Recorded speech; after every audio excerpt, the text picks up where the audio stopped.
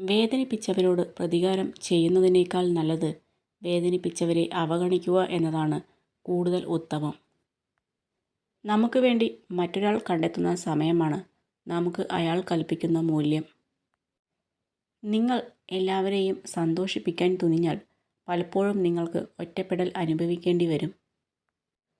ജീവിതത്തിൽ നിങ്ങൾ എത്രയൊക്കെ ഉയർച്ച താഴ്ചകൾ നേരിട്ടാലും നിങ്ങളുടെ ചിന്തകളായിരിക്കണം നിങ്ങളുടെ മൂലധനം. നമുക്ക് നാം മാത്രമാണ് ഉള്ളതെന്ന് സ്വയം തിരിച്ചറിയുക. ജീവിതത്തിൽ നേരിടുന്ന എല്ലാ പ്രയാസങ്ങളിലും കൈവിട്ടു പോകാതിരിക്കാൻ നമ്മൾ നമ്മളെ തന്നെ സ്വയം ആശ്വസിപ്പിക്കണം.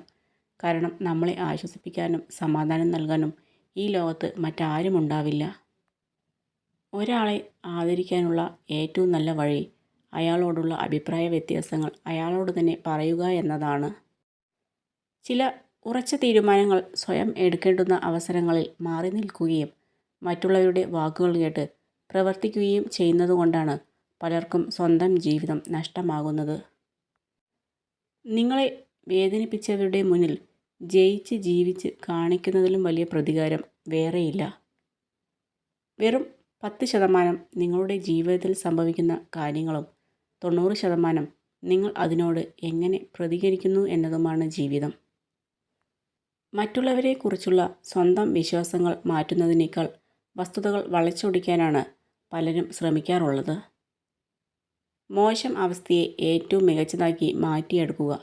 ഏതൊരു സങ്കടത്തിലും നഷ്ടത്തിലും അടുത്ത തവണ നിങ്ങൾക്ക് അതിനെ മറികടക്കാനുള്ള ഒരു പാഠമുണ്ട്. നമുക്ക് ചില സമയങ്ങളിൽ ഉപദേശത്തേക്കാൾ ആവശ്യം നമ്മളെ മനസ്സിലാക്കുകയും ക്ഷമയോടെ നമ്മളെ കേൾക്കുകയും ചെയ്യുന്ന ഒരാളെയാണ്. നിങ്ങൾ മാറ്റം ആഗ്രഹിക്കുന്നുവെങ്കിൽ സ്വയം മാറാനുള്ള ഏറ്റവും അനുയോജ്യമായ സമയം ഇപ്പോൾ നിങ്ങൾ ജീവിച്ചുകൊണ്ടിരിക്കുന്ന ഈ നിമിഷമാണ്. നിങ്ങളെ ആത്മാർത്ഥമായി സ്നേഹിക്കുന്ന ഒരാൾ എപ്പോഴും നിങ്ങളുടെ പിന്നാലെയുള്ളപ്പോൾ ആ സ്നേഹം ഒരിക്കലും മനസ്സിലാകില്ല.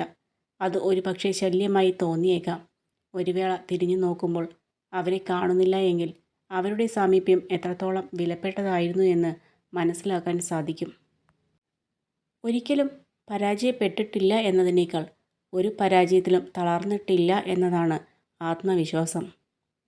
നിങ്ങൾ ഒരുപാട് മാറിപ്പോയി എന്ന് ആളുകൾ പറയുമ്പോൾ അതിനർത്ഥം അവരുടെ ഇഷ്ടത്തിനൊത്ത് പ്രവർത്തിക്കുന്നത് നിങ്ങൾ നിർത്തി എന്നാണ്.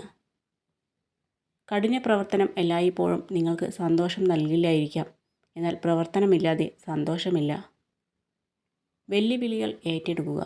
വിജയിച്ചാൽ നിങ്ങൾക്ക് അതിൽ സന്തോഷിക്കാം. പരാജയപ്പെട്ടാൽ അത് നൽകിയ പാഠം അടുത്ത വിജയത്തിനായി ഉപയോഗിക്കാം. എല്ലാവരോടും ശരിയായി നിൽക്കുക. പലരോടും സൗഹൃദപരമായി പെരുമാറുക. തിരഞ്ഞെടുക്കപ്പെട്ടവരോട് അടുപ്പം പുലർത്തുക. ചുരുക്കം ചിലരോട് മാത്രം സുഹൃത്തായിരിക്കുക. മാറ്റങ്ങൾ ചിലപ്പോൾ വേദനകൾ സമ്മാനിച്ചേക്കാം. പക്ഷെ ചിലപ്പോഴൊക്കെ അത് അനിവാര്യമാണ്. ഉള്ളതുകൊണ്ട് തൃപ്തിപ്പെടാനുള്ള ഒരു മനസ്സ് നിനക്കുണ്ടെങ്കിൽ ഈ ലോകം മുഴുവൻ കൈവശമുള്ളവനും നീയും തുല്യനത്രേ. വളരെ വ്യത്യസ്തമായ ഒന്നാണ് മനുഷ്യൻ്റെ മനസ്സ്.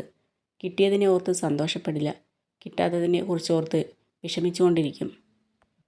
നമ്മുടെ ജീവിതത്തിലേക്ക് കടന്നു വരുന്ന ഓരോ വ്യക്തികളും നമുക്കുള്ള പാഠങ്ങളാണ്.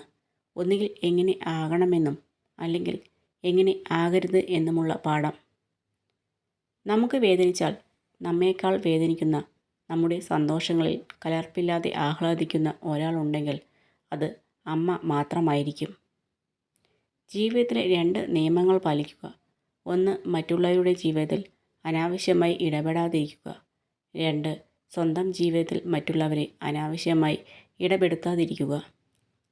എനിക്ക് എല്ലാം അറിയാം എന്ന ചിന്ത വന്നു തുടങ്ങിയാൽ അവിടെ തുടങ്ങും നമ്മുടെ പരാജയം. വിജയത്തിലേക്ക് മുൻവിധികളില്ലാതെ യാത്ര ചെയ്യുക. ധാരാളം പ്രതികൂല ചിന്തകൾ നമുക്ക് ഉണ്ടായേക്കാം. അവയെ നമ്മുടെ മനസ്സിൽ വേരുപിടിക്കാൻ അനുവദിക്കാതെ മറക്കാൻ ശീലിക്കുക. ഒരു വ്യക്തിയോട് നിങ്ങൾ കയർത്തു സംസാരിച്ചാൽ എന്തിൻ്റെ പേരിലായാലും അത് നിങ്ങളെ തന്നെ അസ്വസ്ഥനാക്കും. അതുകൊണ്ട് അത്തരം സാഹചര്യങ്ങൾ ഒഴിവാക്കാൻ ശ്രമിക്കുക. ഞാൻ നിസ്സാരനാണ്, എനിക്കൊരു കഴിവുമില്ല എന്ന് നിങ്ങൾ ചിന്തിക്കുന്നുണ്ടെങ്കിൽ ഒന്നോർക്കുക, നമ്മുടെ ചിന്തകളാണ് നമുക്ക് ചുറ്റുമുള്ള ലോകം സൃഷ്ടിക്കുന്നത്. കാത്തിരുന്ന് ലഭിക്കേണ്ടതല്ല അവസരങ്ങൾ, അത് നമ്മൾ അന്വേഷിച്ച് കണ്ടെത്തേണ്ടതാണ്.